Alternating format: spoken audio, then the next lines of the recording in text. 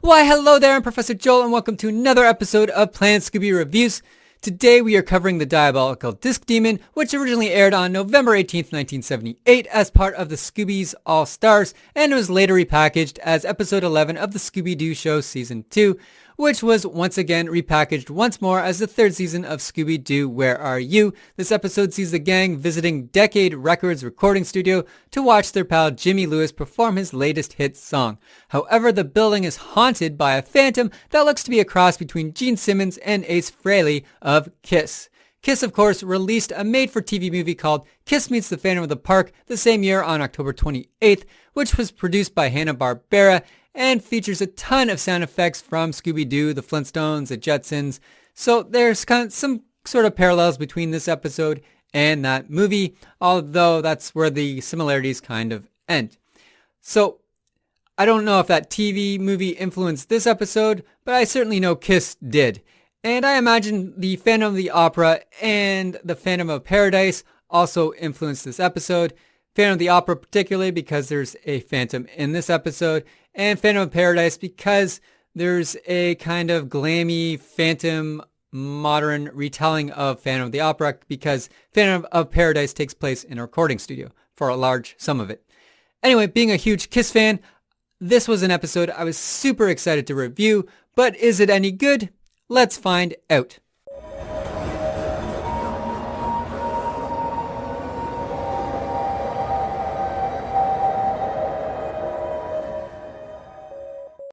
The episode begins with the Disc Demon cornering Tony Simmons at Decade Records. The Disc Demon claims that Tony knows too much and chases him about the studio. Before he is captured, Tony scrawls a message written as musical notes on a piece of sheet music. No, stay back!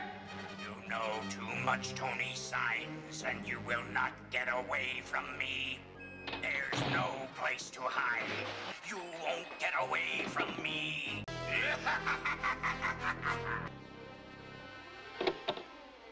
I know you're here somewhere, Tony Simmons. There's no escape.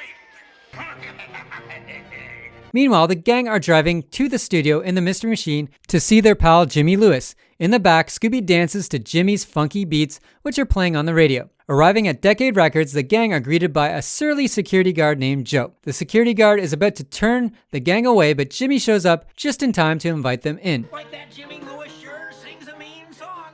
Go, Scoob, go! We're here, Decade Records.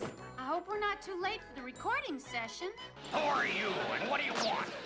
We're friends of Jimmy Lewis. Hey, you made it. It's okay, Joe. They're friends of mine. Jimmy explains that Tony Simmons, his songwriter, has disappeared and mentions that he'll be recording the song that Tony wrote before he vanished. Tony then introduces the gang to Ian Barkin, his pianist and arranger, along with Ace Decade, the studio owner's nephew, and Brick Tyler, the recording engineer. Tony Simmons has disappeared. I gotta admit you've come at kind of a bad time.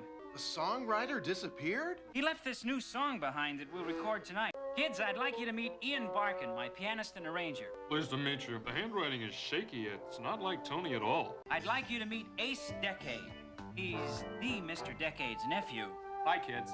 And that's our recording engineer, Brick Tyler. As Ian starts to play Tony's song, the studio equipment begins to malfunction in that it explodes sparks everywhere. Ace Decade explains that all sorts of strange things have been happening since the Phantom has appeared. Jimmy adds that the Phantom is a ghost of a musician who is seeking vengeance on those who have ruined his career. All sorts of strange things have been happening around here lately, all because of that phantom. What's this about a phantom, Jimmy? Something about a ghostly musician who wanders these corridors seeking vengeance against those who ruined his career. I'll get some temporary equipment. While Brick finishes fixing the short-circuited equipment, Jimmy gives Freddy, Daphne, and Velma a tour of the studio while Shaggy and Scooby hide out in the recording studio to avoid the Phantom. Luck is not on their side as the Phantom shows up and chases Scooby and Shaggy away so he can steal the sheet music. I'll get you yet. You'll never get away from me.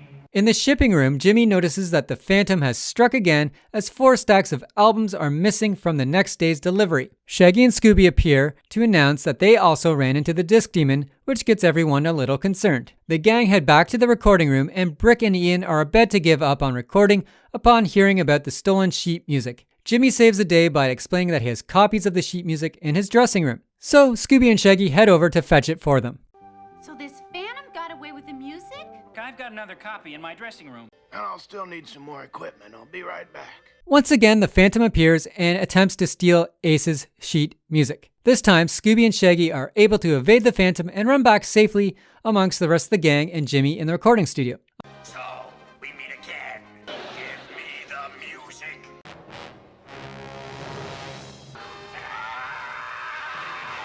On the intercom speakers, the gang hear the Phantom threaten them. This startles Scooby and Shaggy, so they run out of the room, only to bump into Ace Decade as he walks in. Over the intercom, the Phantom continues to heckle the gang. You will never get away from me. Get out while you still can, or I will track you down one by one, and you will never get away. You hear me? Never!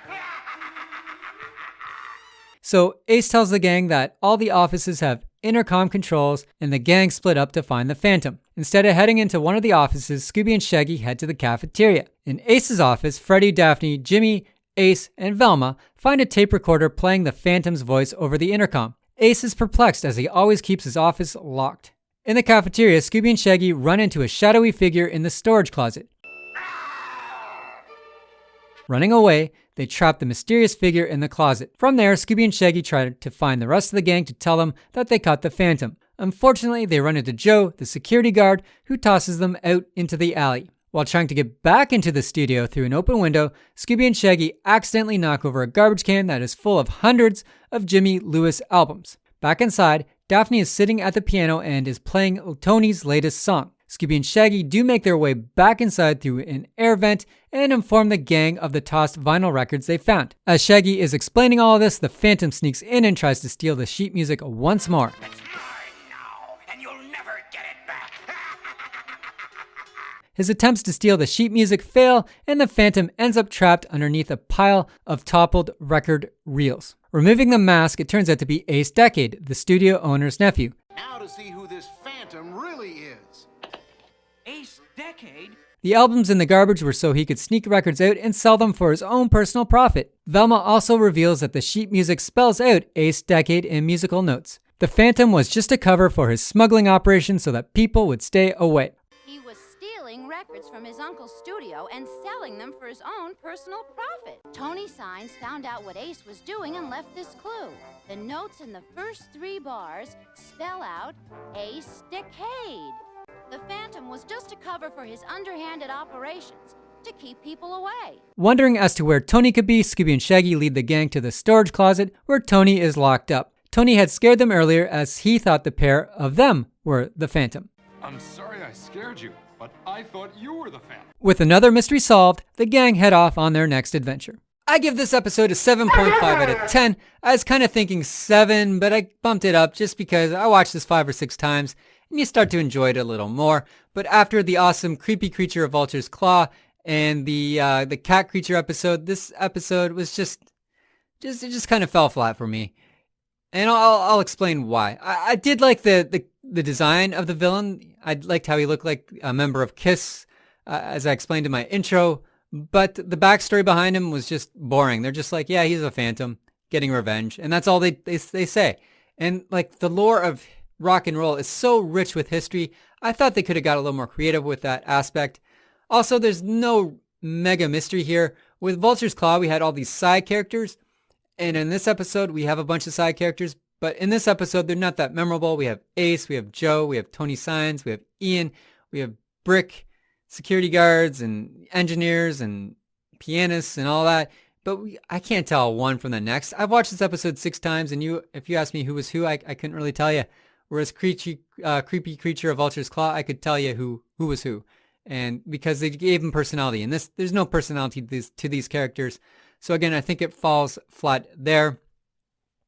Also with this episode, Daphne, Velma, Freddie, they don't have much to do. They just kind of find the next clue and move on. Their scenes are very short. They just ask questions and then they cut to Scooby and Shaggy doing a 2-minute gag. So it's kind of boring in that aspect. There's just no spookiness going on, no momentum, no real heart to this episode. Although it's not a bad episode, it's just not as great as some of those classic Scooby-Doo episodes that I personally love. Also, the Phantom is not intimidating, and the set pieces are boring. You get a cafeteria, a recording room, a dressing room, some offices, all very bland stuff. So I think there's just a lot of wasted opportunities here. Also, there's a big wasted opportunity with the singer, the singer they have. They could have used a real life celebrity, which I think would have made it cool. I don't know why they didn't go in that way. Maybe it's too expensive.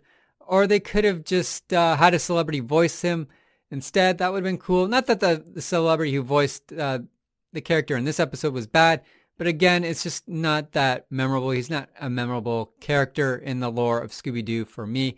Again, he just has bits and pieces. I don't even think he sings in this episode. He just moves the story along. So this is just like an average episode of Scooby-Doo for me. But given the fun design of the Phantom, it gets a slightly above average grade for me. Once again, thank you for any likes, subscribes, and views. I appreciate them a ton. I wish I could allow comments on my videos, as I always enjoy hearing your thoughts. But the rules dictate, because my videos are made for kids, technically, because they're cartoons, I can't have comments. And you can't even have the subscribe button to punch. So don't even look for it, unfortunately. Anyway, join me next week when I will be covering Scooby-Doo's Chinese fortune cookie caper. And until then, stay spooky.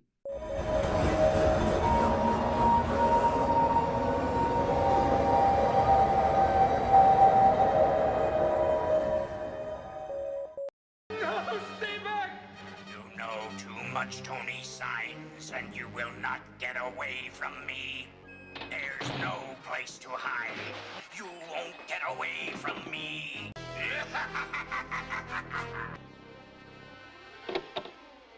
I know you're here somewhere, Tony Signs. There's no escape.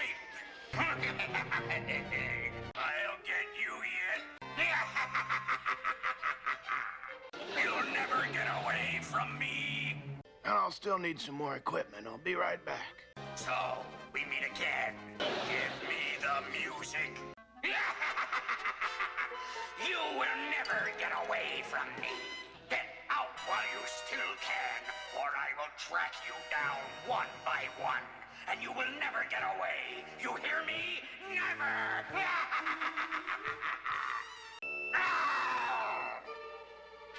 It's mine now, and you'll never get it back.